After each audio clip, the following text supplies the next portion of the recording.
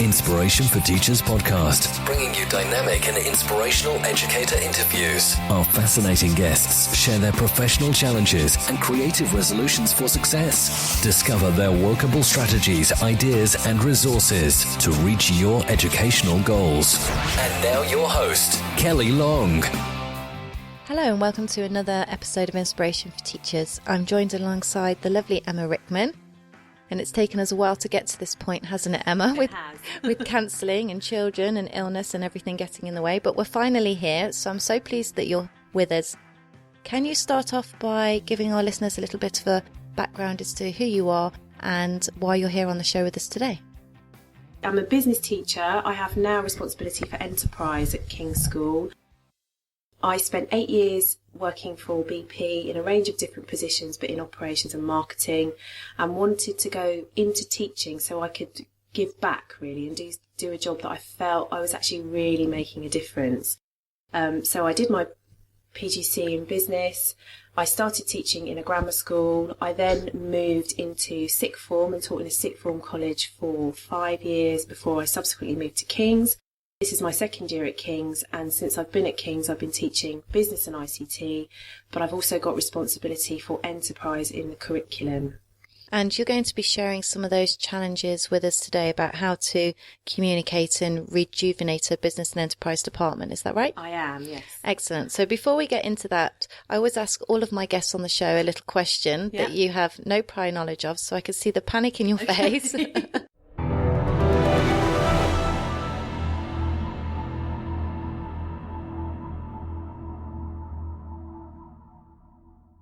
The question that I'm going to ask you, Emma, is how do you have that conversation with your pupils about why they are doing your subject?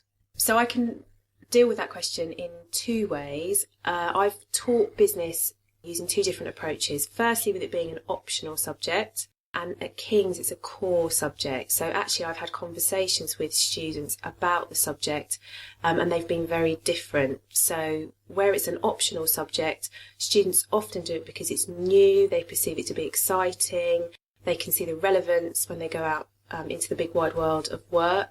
I think increasingly it's about communicating how it might benefit them when they go out into the world of work, because lots of them would have chosen it anyway, but actually a lot of them don't see why they have to do it alongside English, maths and science as core subjects. So it's about communicating that they're all going to work in some kind of business in the future, and that actually whatever they do, whether they're on their own business, work in the NHS, all businesses or organisations now are run like businesses with objectives and targets and managing people, etc., etc. I think that's really relevant, especially for business studies, because that is an easy conversation to have in terms of at some point everyone in the future hopefully is going to be an employee or run their own business, so you can have that conversation. What would you say to subjects that can't easily communicate the benefit of their subject in the world and in a real environment?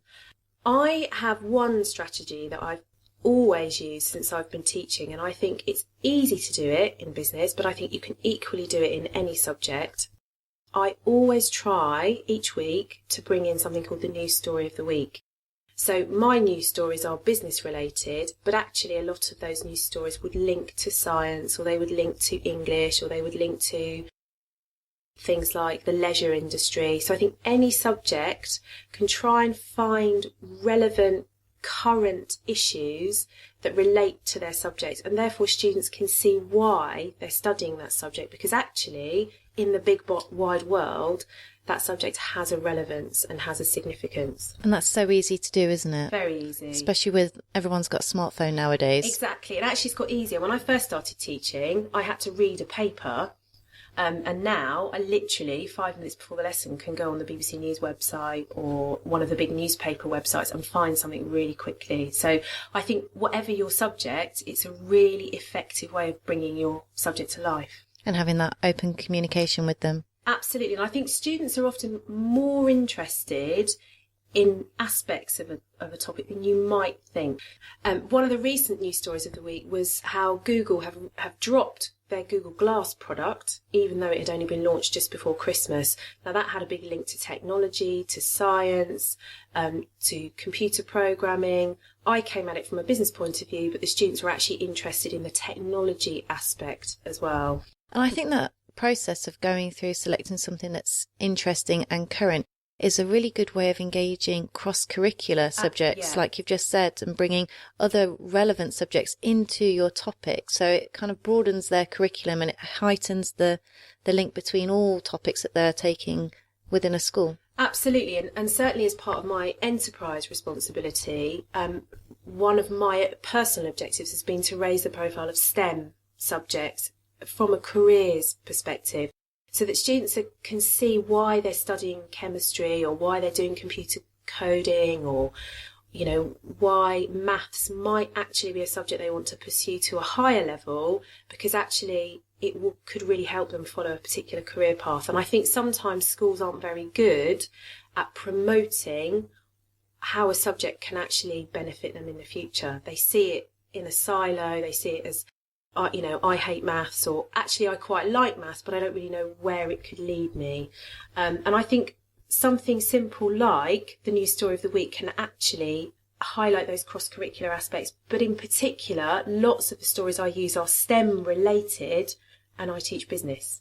So it certainly closes that circle, definitely. So you're going to probably be very good at answering this question, which we're just bouncing off. But you picked up a really good point, and that's schools showcasing the relevancy of the subject and what a pupil can do with it. How, in your opinion, do you think schools can better showcase the relevancy of the topic? Because we all have open days and open evenings and options evenings, and we showcase to parents what we do within school, but how do we communicate that to the pupils? One very simple thing that we're using in King's, and they're in development at the moment, are a series of posters that will go up within departments, great big posters that actually highlight, if you study science, these are the career options that you could follow in the future. This is the kind of salary that you might earn. These are the subjects you would need to study at further and higher education.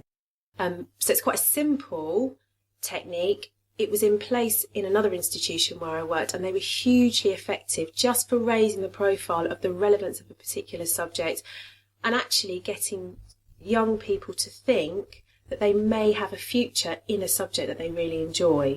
The other thing, we had a speaker recently into school who highlighted how important the arts is and how many different jobs there actually are in the arts. And if you enjoy art, you could be a costume designer, you could be a stage designer, you could be doing stage makeup.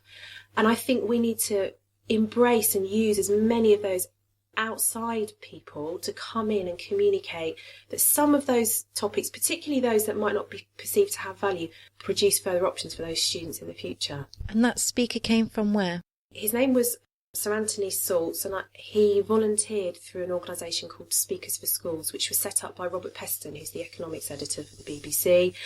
We had someone else in last year from the London School of Economics. You basically go onto the Speakers for Schools website, register your interest in having a speaker. As well as getting speakers into schools, you can use their webcasts with organisations like Google, like YouTube, and incorporate those into your lessons as well. Great advice there, Emma. Thank you so much for sharing that with us. Let's now move on to what excites you right now about the teaching profession, or what gets you really fired up in your classroom.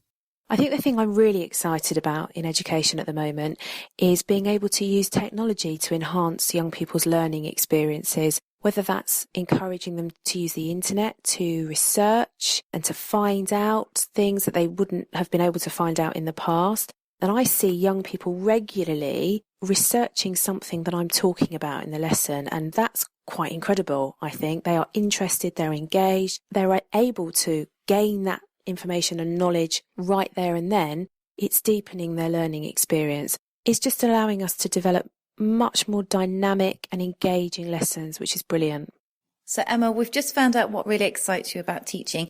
Now we're going to move on to our thought-provoking question, and that very much is looking at what would you most like to change about education and why? I think the thing I would really like to change would be the amount of time we now spend gathering data, inputting data, monitoring data about students and the progress that they're making. I think it would be far more beneficial to both myself and the students to have more time to actually talk to them on a one-to-one basis about how they're doing, how they're progressing, and me to be able to actually give some really directed feedback to each individual student about how they could improve their performance or improve their grades.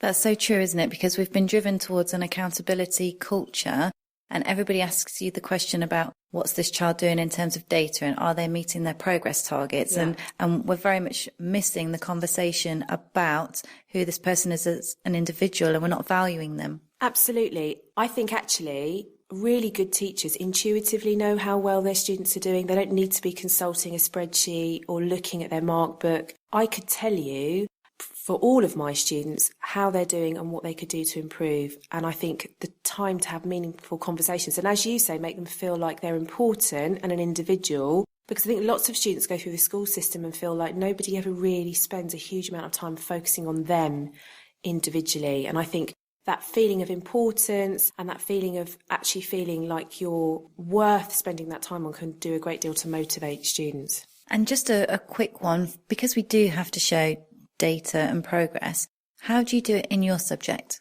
I think the most effective way of allowing students to monitor their progress is actually getting them to do something with the feedback that they're given on assessed pieces of work. So actually, when they then they get some feedback on a piece of work, in order to make sure that they reflect on it and actually put that into practice, they should ensure that they are reviewing whether they've achieved that before they hand in their next piece of work.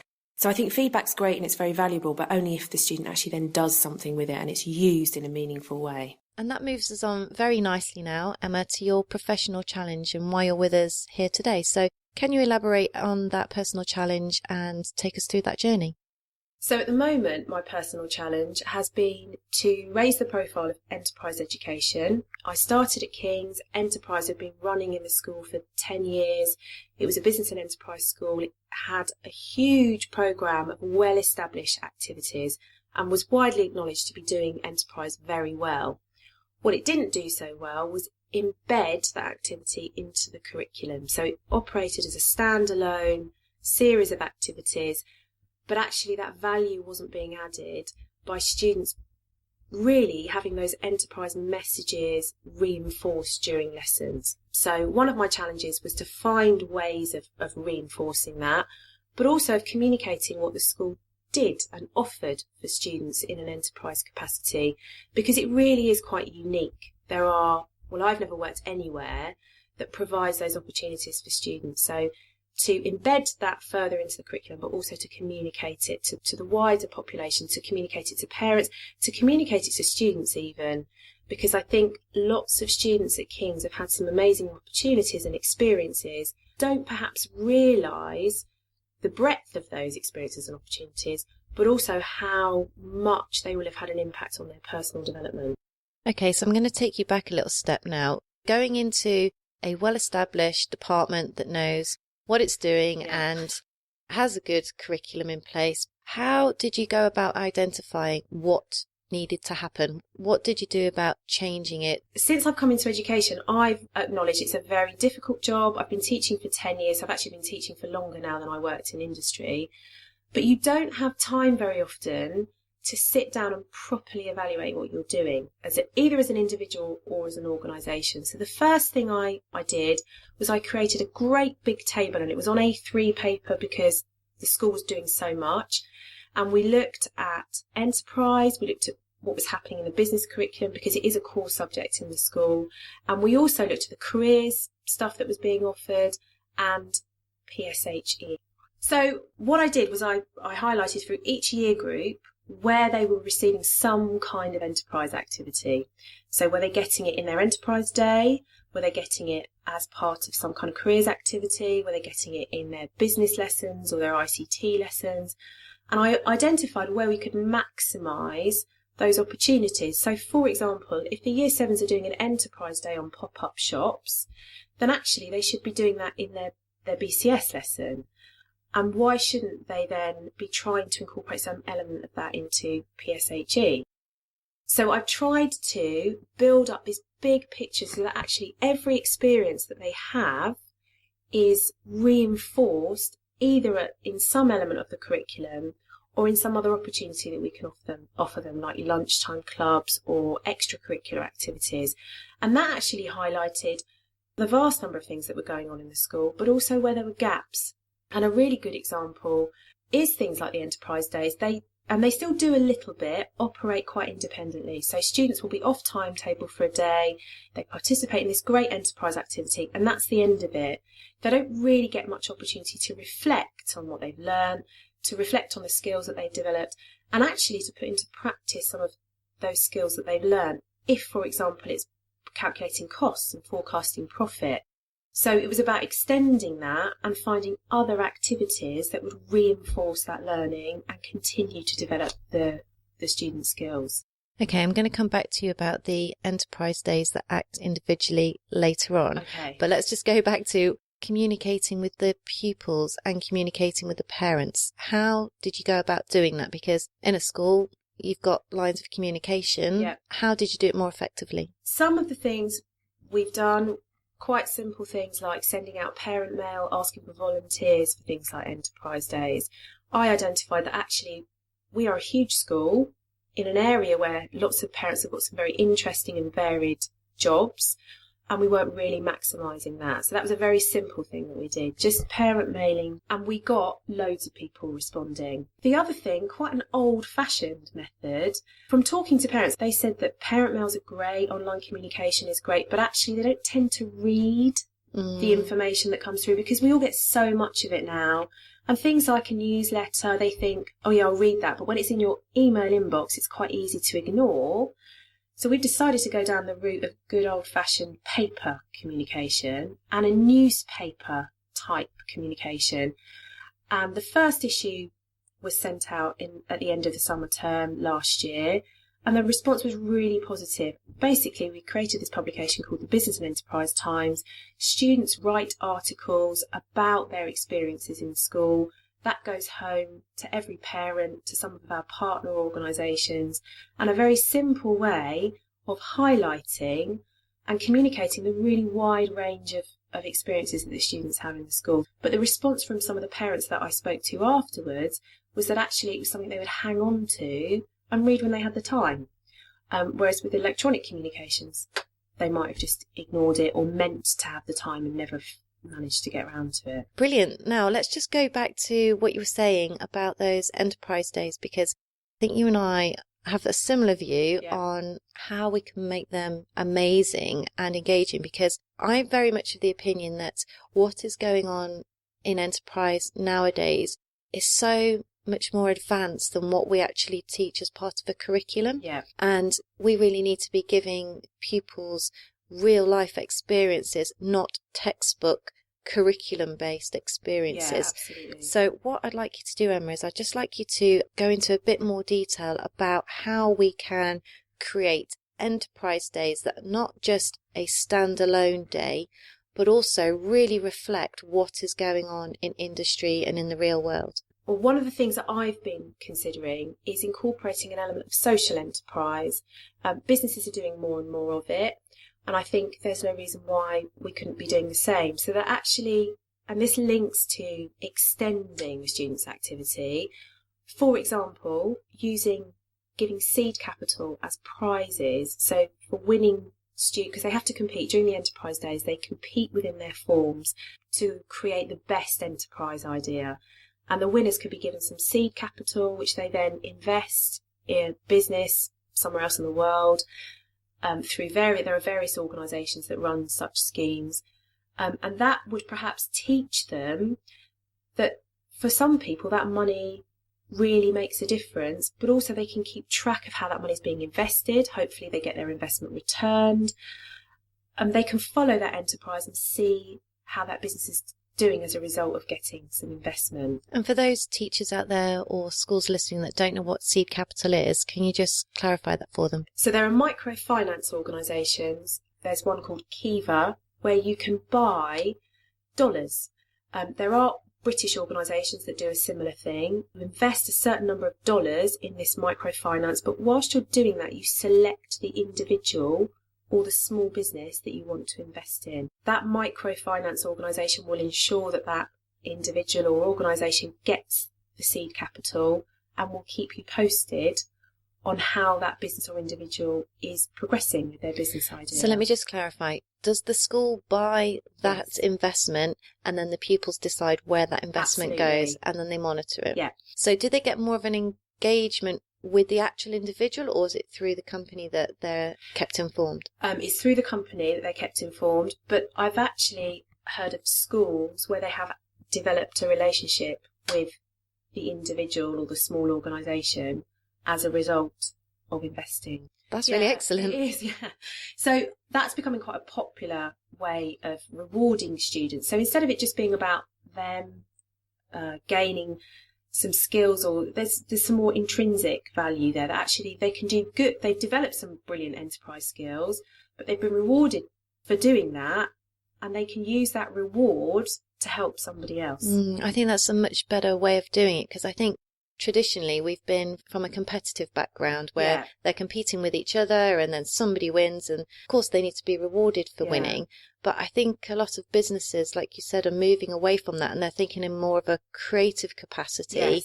So Pat Flynn model and concept of share first and earn second is a much better concept, because it goes on to mean that you can do something to support like a charity or of a charitable nature, but you can still be rewarded and earn a living from doing that.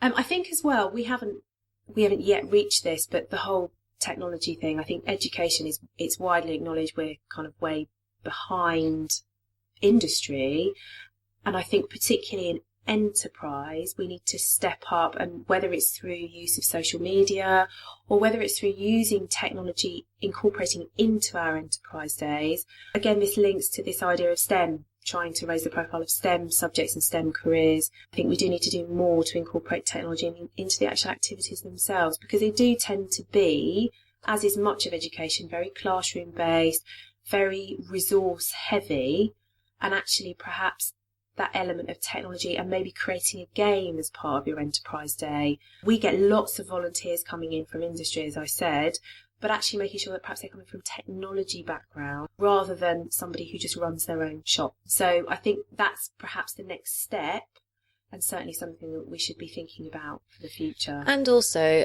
cross-curricular. I mean, it doesn't, just because it's an enterprise day doesn't mean that it's solely focused on business and enterprise. You know, we need to open it up to those other subject areas, because that could be really creative as well.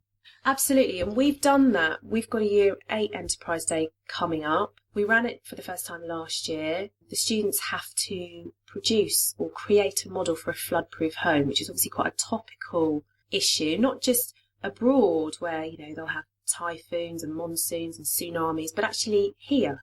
Last year we had horrendous flooding, and actually the flooding happened just before we ran the Enterprise Day, so that was very topical.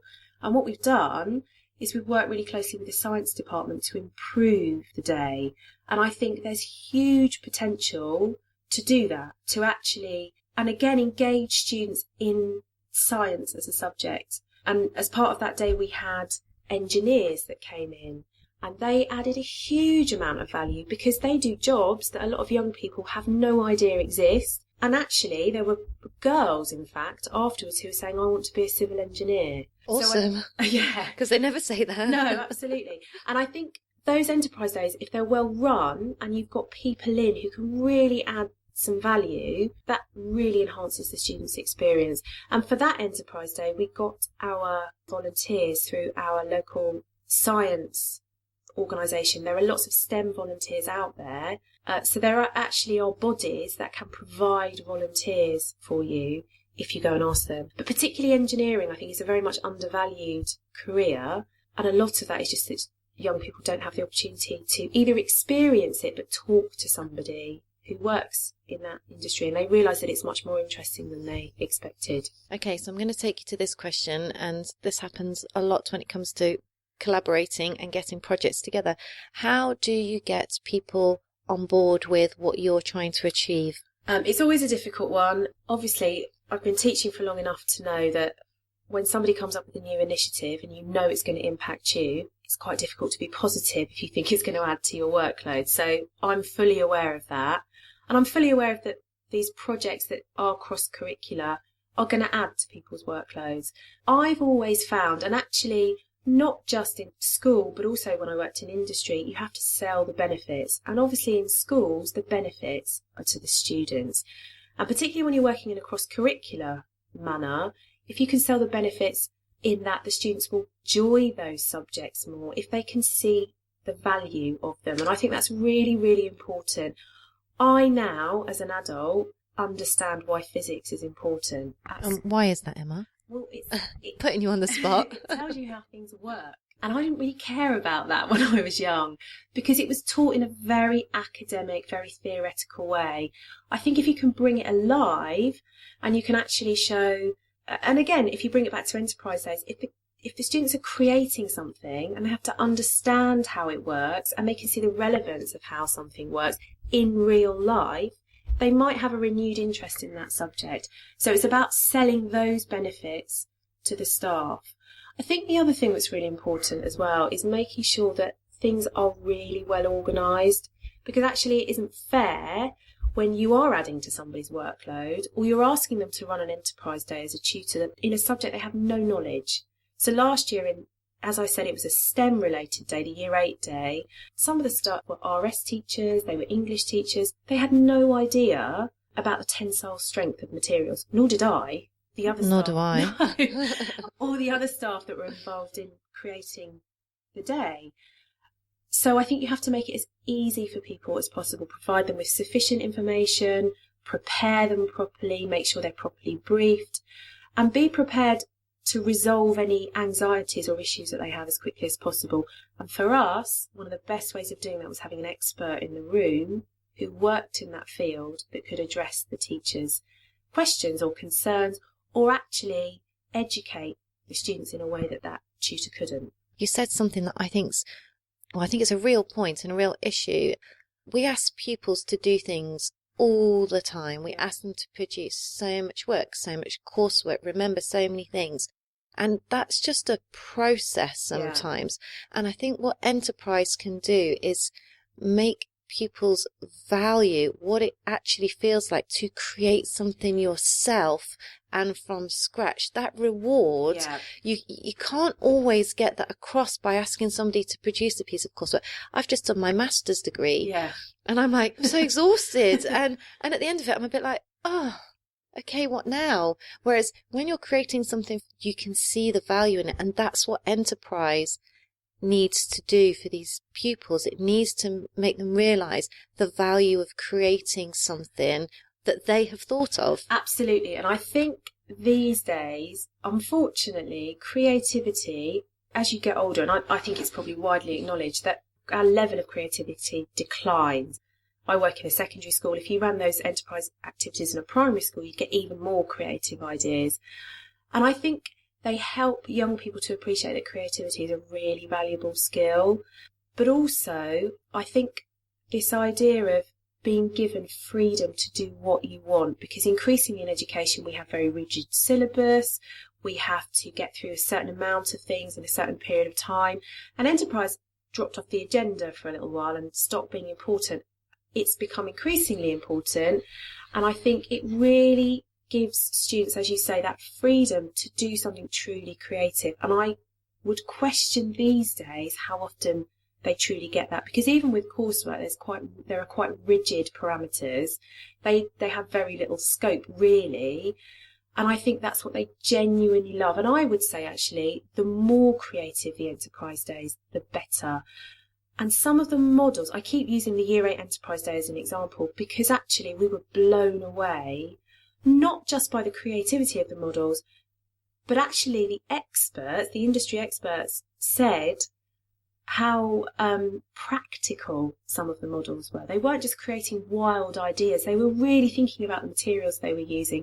They were really thinking about, would this withstand a flood? And that, for 13-year-olds, is quite incredible. And also, they're going to be they are the future generations that are Absolutely. going to keep our country afloat. So we need to be teaching them these skills, and we need to give them that scope to think for themselves. I would completely agree. And I think young people now, and you hear it from business over and over again, they're coming out of education with great qualifications, but they don't have those soft skills. And in the last couple of years, that has been in the press a lot. I talk to my husband who works in business. He interviews a lot of people. And I think increasingly employers are, I think, disappointed, perhaps is the right word, that they've got young people in front of them who have actually had a very good education, but that isn't necessarily about developing rounded people that can use their initiative and be given responsibility and actually take an idea and run with it. And I think those enterprise days really encourage them to take something and just put it into practice and and gives them that ability to use their initiative, use their creativity. So I think there's this really big link with trying to create or develop young people into the kinds of employees that businesses want to recruit in the future. So Emma, before we move on to the inspiration round, could you give us your top 5 tips for running a successful enterprise department? First of all, make what you're doing realistic and relevant to the students. I think it's really important they can see the point.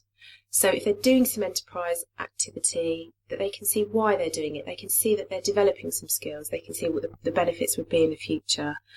I would say involve experts where you can. If you're trying to raise the profile of certain industries or areas, get people involved who will add some weight to that or give you an insight into those areas. Plan and review, I think, is the third one. It's really important to spend time really thinking about what you're trying to achieve with your enterprise activity, and more importantly, reviewing how successful it's been. It isn't a box to tick. This can really add value to young people's lives.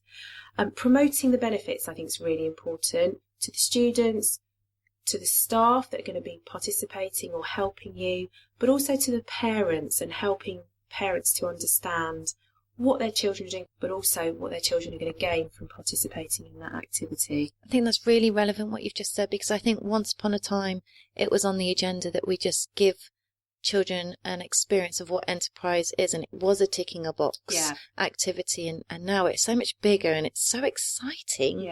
I think we need to be thinking about how we can really drive it forward. And if you'd like to find out more about Emma's resources, visit our podcast page at www.inspirationforteachers.com. And we're going to move into our inspiration round now, so we're just going to do a deep dive into your knowledge.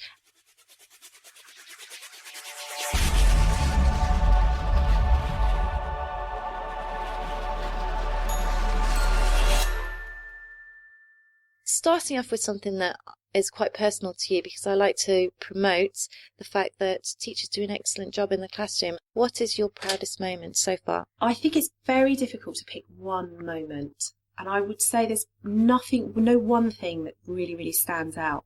But for me, over the years, the number of students, and I'm not professing that they're huge in number, but actually when you finish teaching them, stay behind at the end of a lesson or whatever, will actually say to you, I've really enjoyed your lessons and I've developed a love of business because of you. And that is immensely powerful. And every now and again in a lesson, you'll get a young person who says, I'm doing business at A-level because I really enjoy this. And in some way, I like to think that I've played a part in creating that enjoyment. So it isn't one particular thing or one particular event, but for me, it is that thing that keeps you going as a teacher.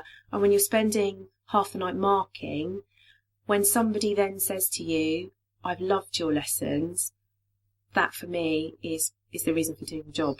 Because I think a lot of people, when they go into teaching because they love their subject, yes, which is great. But I think the other side of it is you've got to love the fact that you are helping children to learn, helping people to grow as individuals. And I think sometimes you have to love that more. Absolutely. And I think wanting students to love, so you loving your subject perhaps isn't enough.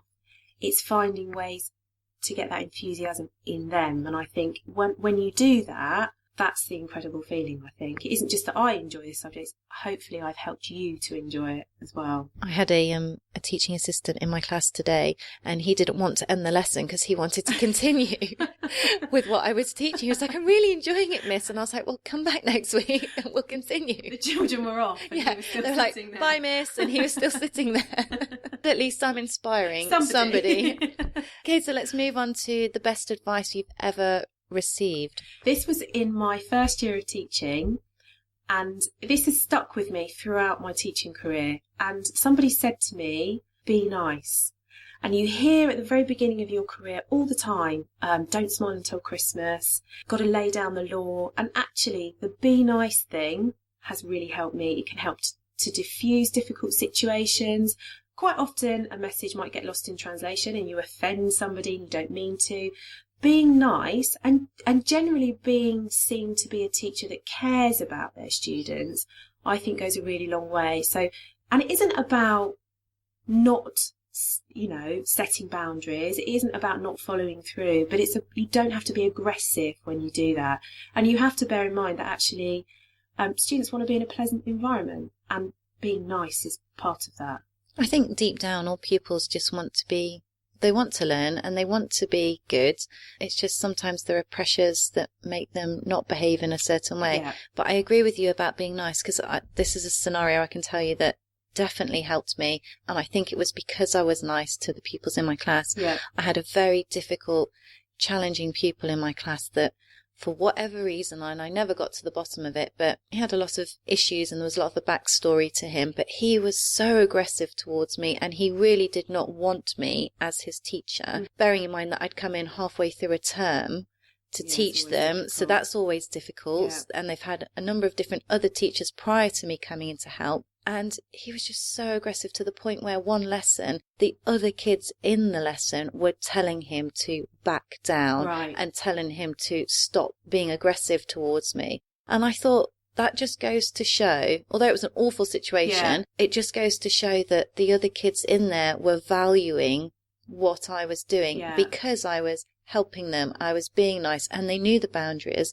So they kind of rescued me in that situation because I just wanted to cry and run out the room. But it just goes to show that they'll be on side with you if you're like that. And I think I've worked in a range of different organisations and different school settings with very different types of children. And I think generally very few young people don't want that. I think most of them, they want to see people being respected and being treated well. And I think it's important to remember that and not to use your position of authority as a teacher negatively. And what are your sources of inspiration? Different types of media. I think with my subjects, it's very easy to incorporate news stories. It's very easy to incorporate video clips, but actually there is there's a wealth of information, in particular TED Talks. I recently used one of those in my lesson, and actually as a teacher, Carol Dweck. Oh, I love Carol Dweck. I mean, it's a 10-minute clip, and the idea of a growth mindset, I was completely sold. Did it change your mindset as well? Yeah, I would say it's the growth mindset thing is something I've always thought that you need to foster this positive attitude and this I can have a go. And I think young people increasingly, or actually maybe they've always been like it, I don't want to fail. They don't want to fail. They want to get everything right all the time. And actually you learn by getting things wrong. Just from that 10-minute video clip, I thought, yes, I'm going to start to really reinforce that in my lesson. And TED Talks cover all subjects, don't they? Amazing. You could spend hours watching TED Talks, again, about subjects that I thought I'd never be interested in. There are things to do, again, with technology, with science, with literature. You know, lots of people talking about how to write poetry, or I was looking at one, Mark Ronson, about how he uses sampling in his music. So there are masses and masses of amazing resources. And I think as a business teacher, I'm perhaps more inclined to use a range of media because I have perhaps the facilities in my classroom, but it isn't beyond any teacher now to incorporate a short video clip projected up onto the smart board. So TED Talks are amazing. There are the TED Ed lesson resources, which again are also really good, particularly for the sciences. I think there are lots of things there. I use the TES a huge amount, predominantly for resources. I get lots of business lesson resources on there. I have been known to contribute occasionally. But today, for example, I used a fantastic resource about organisational structure, which for young people can be a really boring topic. They can't relate to it. 14, 15-year-olds haven't got jobs yet. Well, most of them haven't got jobs yet. And it was a fantastic resource where there were little clues about all the different people that worked in the organisations, and using the clues, they had to create a structure. Brilliant. It would have taken me literally hours to put together. The kids said it was one of the best lessons they'd had for ages. About my teaching. But it was something a bit practical. It challenged them, but in a really fun way. So I use the resource section a lot, but I also use the TES for the articles and to inform my teaching practice. And I think, really, you never stop learning as a teacher. You can never stop developing your ability or the way you run your lessons, the activities that you use in your lessons. So I regularly read things in the TES that I think, I'm going to try that in my lesson. And consequently, that helps to develop my teaching practice. So interesting that you said that, because Sam Bamford said in her podcast episode that it's really important to do a mini secondment back into your subject, Eric, to, one, keep you fresh, yes, but to keep you excited. I mean, we teach the same syllabus and it doesn't really change over and over and over again. And if you're becoming a bit bored with your subject, how are you going to inspire your pupils to love your subject? So I think that was a really important message that she said. And another thing, I love teachers. They're so good at giving and sharing. Yes. I mean, we do it all the time. There's a wealth of resources out there, and it's really good that people do that to support one another. Absolutely. And going back to the secondment thing, I've actually approached some of my friends who work in business to say in the summer holidays, could I come and spend a day with you? Because I've been out of industry for 10 years. You do think things have moved on. And particularly again with the enterprise focus, I think I need to keep up to date with what's actually going on in the world of work. So that's obviously going to take my time, but I'm quite excited about doing that, about actually going out back into industry and seeing what sort of people do they want, and what could I be doing in school to help develop those skills or those requirements in young people. It wouldn't happen to be with Porsche, would it? Because I quite fancy driving a Porsche. Give that a go for a day. Oh, thank you so much for sharing that with us, Emma. Okay, so moving on then, please can you share with us a personal teaching or educational habit that works for you time and again that you think other people would benefit from? Yes, definitely. My number one tip is News Story of the Week. I have used it ever since I've been teaching. Students really get excited about it. They are really interested in seeing how your subject relates to the big wide world. Now, it's easy in business, but actually that could apply to any subject. Having a story each week, or a headline, or a video clip, a news video clip, and discussing why that story is significant, but also making links back to things that you've been covering in your lesson. What it really does, and I think, again, it's regardless of the subject, the things that you're teaching aren't in isolation. What it enables you to do with a news story is draw together lots of the things that you've been teaching, and they can see how all of those subtopics link together. Finally, do you have a resource that you can share with our listeners, internet, book or otherwise, that you think would add value to their daily practice? I think one of the best resources I've used during my teaching career is Paul Guinness's Teacher's Toolkit. It's got some fantastic ideas, again, that would work across lots of subjects. Some take quite a lot of time to set up. Some are very quick and easy. It really does offer a really good variety of subjects that would, again, like I say, apply to any subject, but also require, or certainly have required or challenged me to think about how I could teach my lesson in a more stimulating way and use different materials rather than, and it's very easy to do it, to just fall back on using the same old teaching methods. So I think it's one book, someone recommended it to me when I was in my PGCE year, that I've gone back to throughout my teaching career.